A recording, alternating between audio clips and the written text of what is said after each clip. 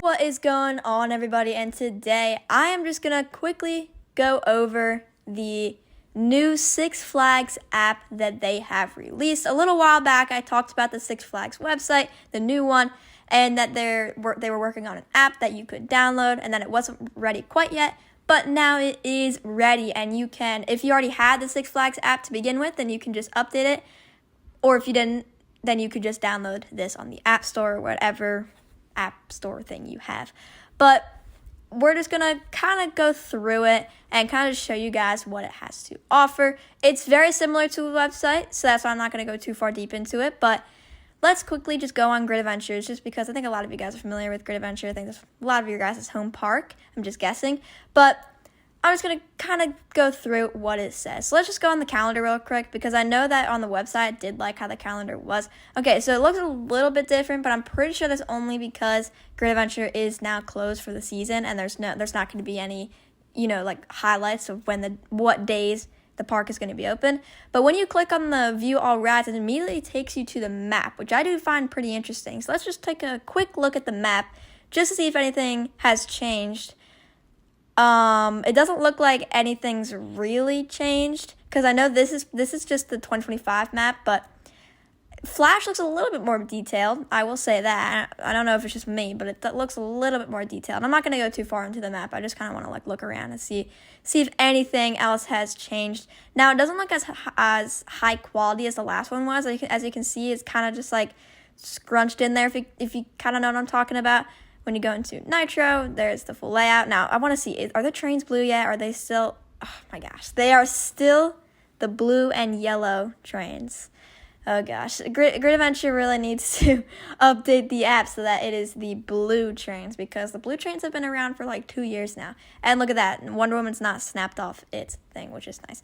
Sometimes it is. Now, it's pretty fun to look at the map, because not that we want mistakes on the map, but it sometimes can be a little funny to find some. But right now I'm not finding too many, which is nice. And Green Lantern and Ka are still not there, so that's up to date. But like I said, I feel like Flash looks a little bit more detailed than it was. But let's just click on where it would say Flash just to see if it looks any different. Okay, so it's definitely way more Cedar Fair-esque and has a big description for Flash. Jeez, that's a lot.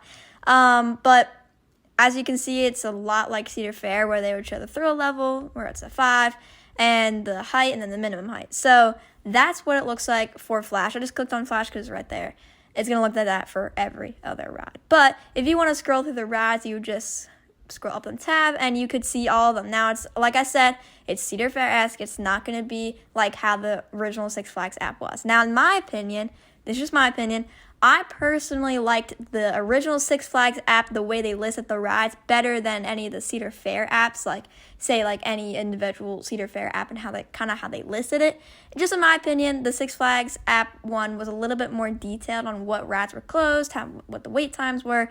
Most of the time with the Cedar Fair app, you would actually have to be at the park in order to see the wait times, and it wouldn't tell you what rides were closed, which was a little bit of a pain. But hopefully, this is still a new app, so there's going to be bugs, and 2, there's going to be a lot more updates to come, because it's a brand new app that they have just made. But as you scroll down, there's also no pictures, which I find pretty interesting, and again, a lot like the Cedar Fair apps.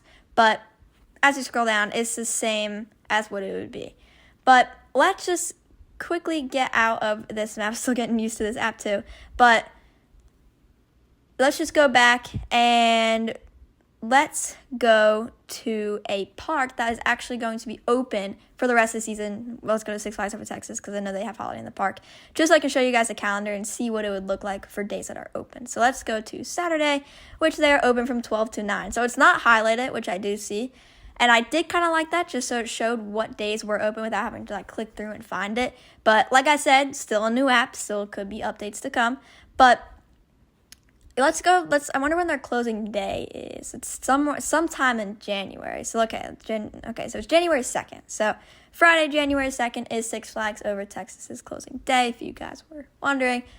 But that is what the calendar looks like for a park that is not closed for the season yet. I just wanted to show you guys that, just so you guys would see what it would look like for a park that it's not closed for the season. Same thing with the rides. It's the same thing. It shows you the map and it shows you all the rides that are at the park. But that is going to pretty much do it for this video. I just wanted to show you guys this new app that Six Flags has released. And like I said a lot of times, there's going to be bugs, and just because there might be something that you guys don't like on this app, it doesn't mean it's going to be there forever.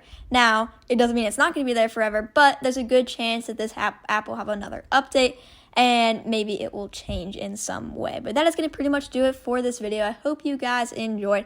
If you did, make sure to like, comment, and subscribe, and I will see you guys in the next one. Goodbye, guys.